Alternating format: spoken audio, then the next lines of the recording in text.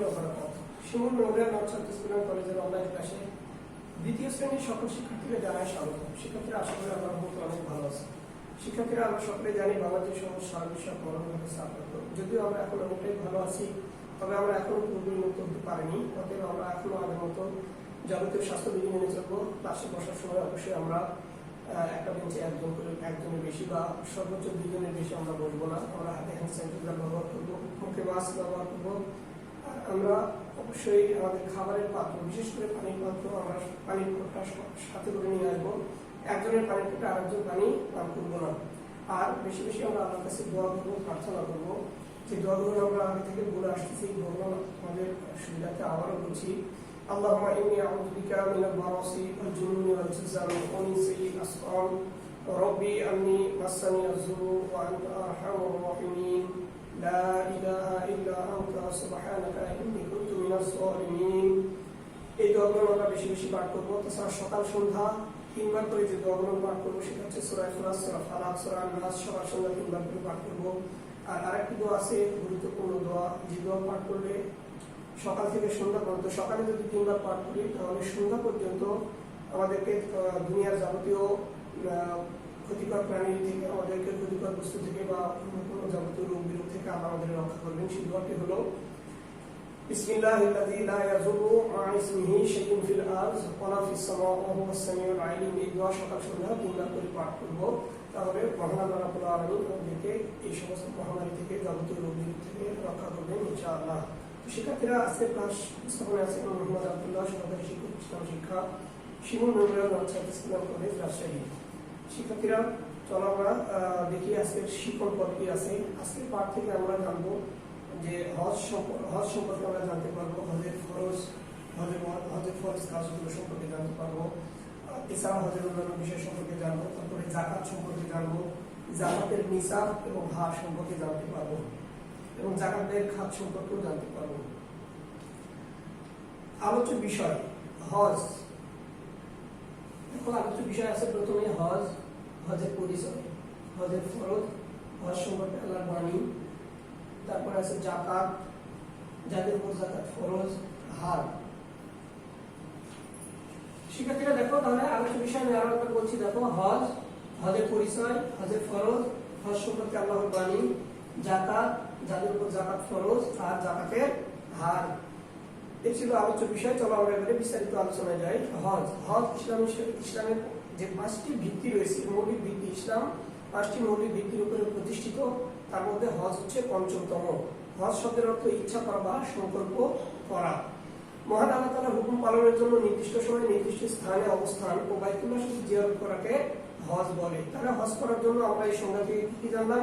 হজ করার জন্য অবশ্যই আল্লাহর হুকুম পালন করার উদ্দেশ্যে আমাকে হজ করতে যেতে হবে, আল্লাহর সন্তুষ্টির উদ্দেশ্যে যেতে হবে।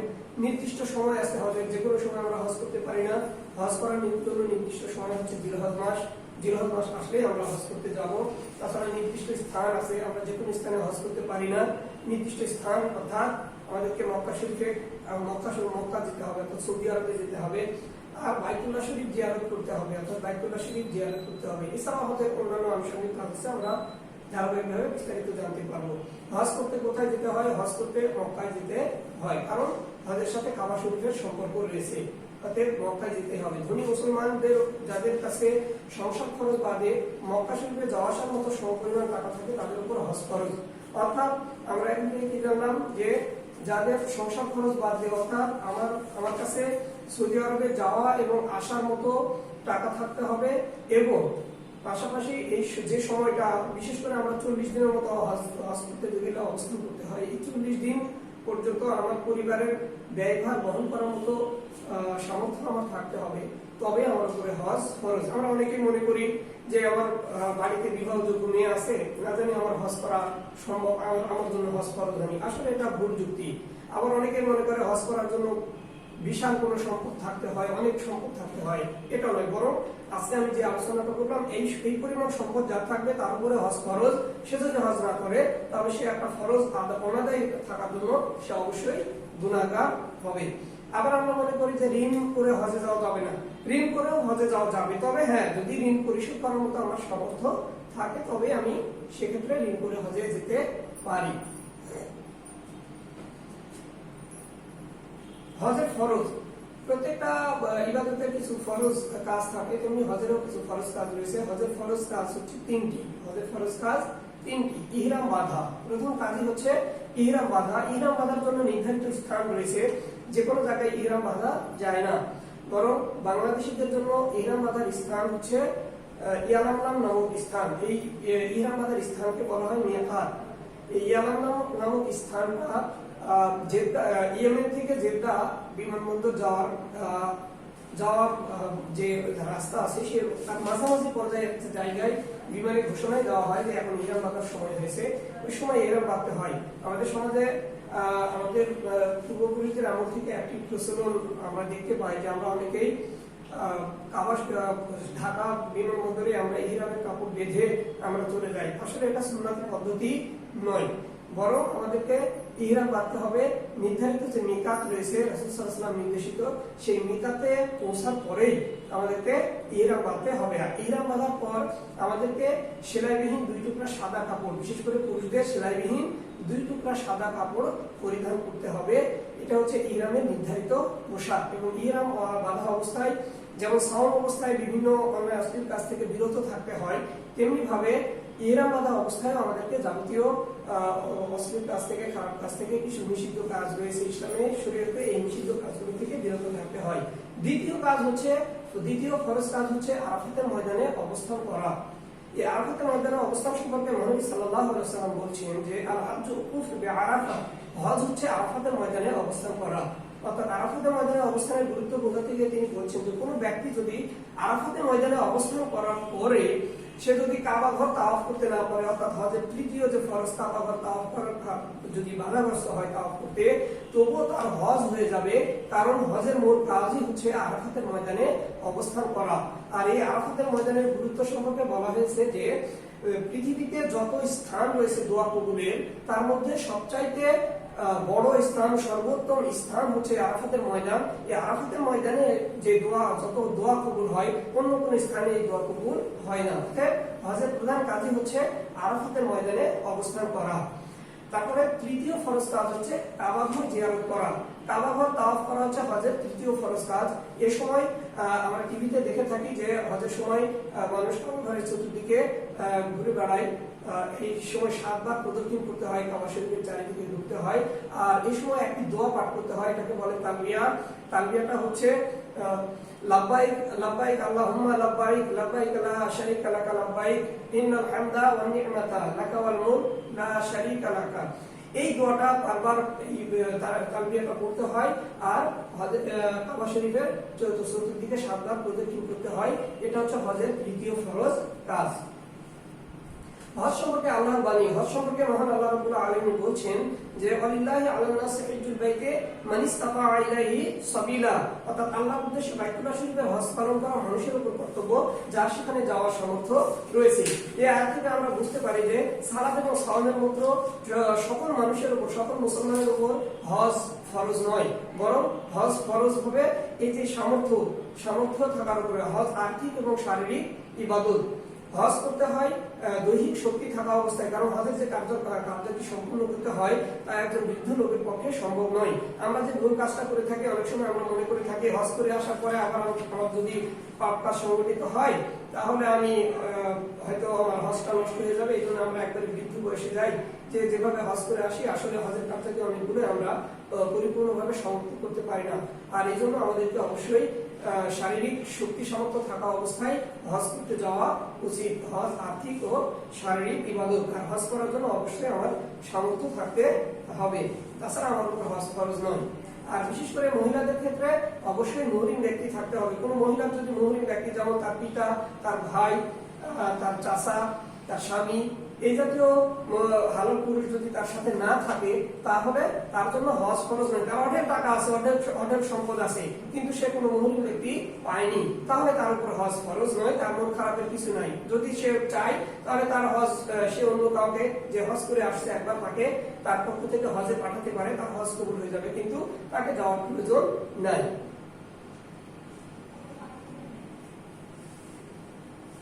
জাকাত, জাকাত ইসলামী শরীয়তের যে মূল স্তম্ভ রয়েছে, ইসলামের যে মূল স্তম্ভ রয়েছে 5টি, তার মধ্যে জাকাত হচ্ছে তৃতীয় স্তম্ভ আর তৃতীয় ভিত্তি। জাকাত শব্দের অর্থ পবিত্রতা এবং বৃদ্ধি পাওয়া। জাকাত শব্দের অর্থ কেন পবিত্রতা?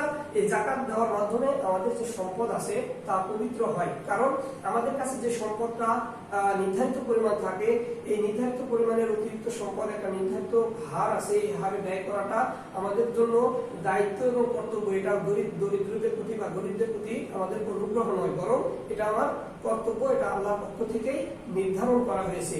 অতএব আমি কাউকে দয়া করছি না জাকাত দেওয়ার মাধ্যমে, বরং আমার সম্পদকে কি করছে, আমরা পবিত্র করছি। অতএব এই জাকাত যদি আমরা সঠিকভাবে আদায় না করি, জাকাত খরচ হওয়ার পরেও আমাদের সম্পদ অপবিত্র থেকে যাবে। আর জাকাত শব্দের আরেকটি অর্থ হচ্ছে বৃদ্ধি পাওয়া। জাকাত শব্দের অর্থ বৃদ্ধি পাওয়া এই অর্থে যে জাকাত দিলে আমাদের সম্পদে বরকত হয়। অল্প সম্পদেই বা অল্প পরিমাণ ব্যবহারের মাধ্যমে আমাদের যে কাঙ্ক্ষিত চাহিদা সেটা পূরণ হয়ে যায়, আমরা যাবতীয় বিপদ আপদ থেকে বেঁচে থাকতে পারি। এটা হচ্ছে বৃদ্ধি পাওয়া অর্থ। ধনীদের সম্পদে গরিবদের যে হক রয়েছে তা নির্দিষ্ট হারে ও নির্দিষ্ট খাত সমূহে ব্যয় করাকে জাকাত বলা হয়। তাহলে সংজ্ঞা থেকে আমরা কি জানলাম যে ধনীদের সম্পদে গরিবদের একটা নির্ধারিত হক রয়েছে, এই হক সমূহ আমরা নির্দিষ্ট একটা হার রয়েছে, আমরা ইচ্ছা মতো আমরা ব্যয় করতে পারি না, নির্দিষ্ট একটা হার রয়েছে, সেই হার অনুযায়ী এবং নির্দিষ্ট খাত রয়েছে, আমরা কাকে কাকে জাকাত দেবো, যাকে তাকে জাকাত দেওয়া যায় না, বরং নির্ধারিত খাত সমূহে ব্যয় করব। এটাকে বলা হচ্ছে জাকাত। জাকাত দেওয়ার মাধ্যমে ধনী দরিদ্রের বৈষম্য দূর হয়। এ ব্যাপারে মুহাম্মদ সাল্লাল্লাহু আলাইহি ওয়াসাল্লাম বলছেন যে যাকাতু কালতারাতুল ইসলাম, জাকাত ইসলামের সেতুবন্ধ। অর্থাৎ জাকাত দেওয়ার মাধ্যমে ধনী এবং দরিদ্রদের মধ্যে সেতু স্থাপন হয়। একটা সাঁকোর মাধ্যমে যেমন এক জায়গা থেকে আরেক জায়গায় যাতায়াত সুবিধা হয়, তেমনি ধনী গরিবদের মধ্যে ভ্রাতৃত্ববোধ সৃষ্টির জন্য এই জাকাত অন্যতম একটি মাধ্যম। জাকাতের হার ও ব্যয়ের খাত। জাকাতের হার শতকরা 2.5 টাকা হারে, অর্থাৎ কারো মালিকানায় যদি নির্ধারিত পরিমাণ জাকাত থাকে তাহলে শতকরা 2.5 টাকা হারে এই জাকাতটা দিতে হয়। শতকরা 2.5 টাকা হারে জাকাত দিতে হয়। জাকাত ব্যয়ের খাত হচ্ছে 8টি। সূরা তাওবার 60 নম্বর আয়াতে মহান রাব্বুল আলামিন বলছেন যে ইন্নামাস সাদাকাতু লিল ফুকারা ওয়াল মাসাকিন ওয়াল আমিলিনা আলাইহা ওয়াল মুআল্লাফাতি কুলুবুহুম ওয়া ফির রিকাবি ওয়াল গারিমিনা ওয়া ফি সাবিলিল্লাহি ওয়া ফিস সাবিলি ফারিদাতাম মিনাল্লাহ। এটা হচ্ছে জাকাত ব্যয়ের খাত। সূরা তাওবার 60 নম্বর আয়াতে তো প্রথমে বলছেন ইন্নামাস সাদাকাতু লিল ফুকারা, ফকিরদের জন্য, ওয়াল মাসাকিন, মিসকিনদের জন্য, ওয়াল আমিলিনা আলাইহা, জাকাত আদায়ের কাজে নিযুক্ত ব্যক্তির জন্য, ওয়াল মুআল্লাফাতি কুলুবুহুম, এমন অমুসলিম ব্যক্তি যে ইসলাম ধর্ম গ্রহণ করার কারণে সে তার পরিবারের সম্পদ থেকে বঞ্চিত হয়েছে, সে তার কোনো অর্থ সম্পদ নেই, সে ইসলামের প্রতি আকৃষ্ট হয়েছে, তখন আমরা জাকাতের খাত থেকে তাকে আমরা অর্থ সম্পদ দিয়ে তাকে সহযোগিতা করব। তারপরে অফির রিকাব, দাস মুক্তির জন্য, আগে রাসূল সাল্লাল্লাহু আলাইহি ওয়াসাল্লামের যুগে দাস প্রথা ছিল, এই দাস মুক্তির জন্য আমরা জাকাত দিতে পারি। তারপরে ওয়াল গারিমিনা, ঋণগ্রস্ত ব্যক্তি, এমন ঋণগ্রস্ত ব্যক্তি যে তার সমস্ত সম্পদ বিক্রি করেও, সমুদায় সম্পদ দিয়েও সে তার ঋণ পরিশোধ করতে পারছে না, এরকম ব্যক্তিকে জাকাতের খাত থেকে আমরা অর্থ দিয়ে সহায়তা করতে পারি। তারপরে ওয়া সাবিলিল্লাহ, আল্লাহর রাস্তায় জিহাদের জন্য। আল্লাহর রাস্তায় জিহাদ বলতে বোঝায় এখানে যেসব রাষ্ট্রে জিহাদ ফরজ হয়েছে, যেমন আমরা ফিলিস্তিনের কথাই এখানে চিন্তা করতে পারি। এখানে যদি আমরা অর্থ দিয়ে হোক, অস্ত্র দিয়ে হোক, আমরা যদি সহায়তা করি তাহলে আমরা এই সওয়াবটা অর্জন করতে পারবো। তাছাড়া আমরা ইসলামের প্রচার এবং প্রসারের জন্য, ইসলামের সঠিক প্রচার এবং প্রসারের জন্য একটি ইসলামিক বই যদি আমি কাউকে দান করি, একটি কোরআন মাজিদ যদি দান করি, সেটাও আল্লাহর রাস্তায় ব্যয় করা বোঝায়। এক্ষেত্রেও আমরা কি আল্লাহর রাস্তায় দান করার সওয়াব পাবো এবং এটা আমরা জাকাতের অর্থ এখানে ব্যয় করতে পারবো।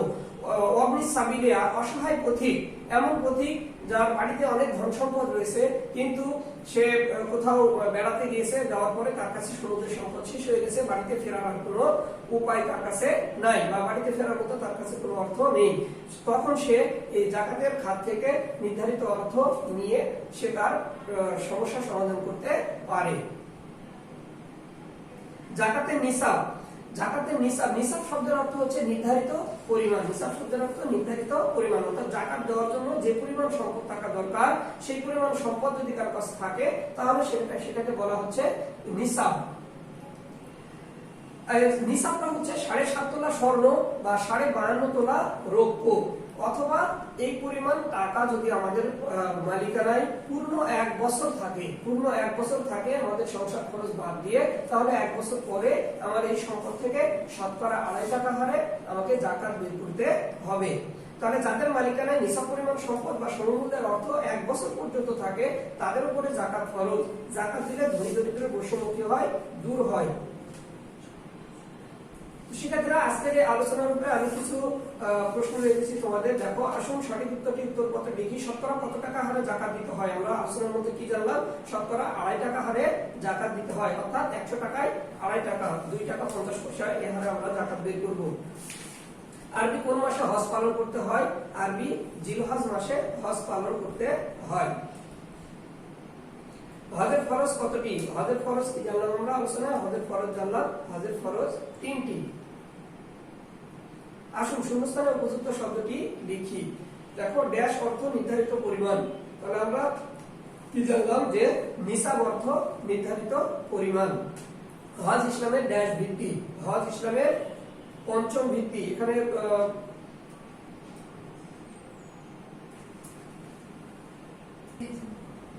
হজ ইসলামের পঞ্চম ভিত্তি। জাকাত দিলে ধনী দরিদ্রের ড্যাশ দূর হয়। জাকাত দিলে ধনী দরিদ্রের মধ্যে যে বৈষম্য আছে সেটা দূর হয়ে যায়।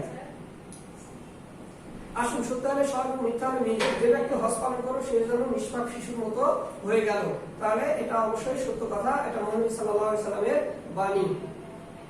হজ শুধু শারীরিক ইবাদত না, হজ শুধু শারীরিক ইবাদত নয়, বরং হজ আর্থিক এবং শারীরিক ইবাদত। অতএব হজ শুধু শারীরিক ইবাদত, এটা মিথ্যা। 52.5 তোলা রৌপ্য থাকলে জাকাত ফরজ হয়। হ্যাঁ, 52.5 তোলা রৌপ্য থাকলে জাকাত ফরজ হয়, এটা সত্য। আসলে এক কথায় উত্তর লিখি। জাকাত ব্যয়ের খাত কয়টি? জাকাত ব্যয়ের খাত কয়টি জানলাম আমরা? জাকাত ব্যয়ের খাত 8টি। হজের ওয়াজিব কতটি? হজের ওয়াজিব 5টি। জাকাত ইসলামের সেতুবন্ধ, এটি কে বলেছেন? এটি মুহাম্মদ সাল্লাল্লাহু আলাইহি সাল্লাম বলেছেন যে আয-যাকাতু কান্তারাতুল ইসলাম। মোবাইল জাকাত ব্যয়ের খাত কয়টি? জাকাত ব্যয়ের খাত আমরা জানলাম 8টি। আরবি কোন মাসে হজ পালন করতে হয়? আরবি জিলহজ মাসে হজ পালন করতে হয়।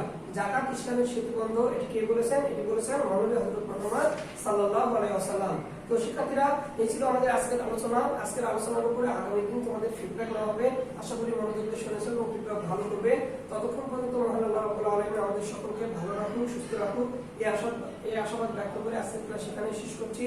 আসসালামু আলাইকুম ওয়া রাহমাতুল্লাহি ওয়া বারাকাতুহু।